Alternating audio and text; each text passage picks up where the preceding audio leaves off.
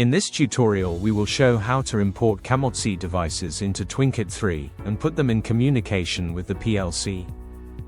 After loading the device description ESI file, we navigate to the menu under I/O item. With the right mouse button on devices, we select Add a new item.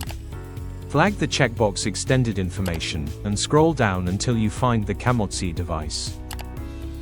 In this example we import EtherCAT drive FOC.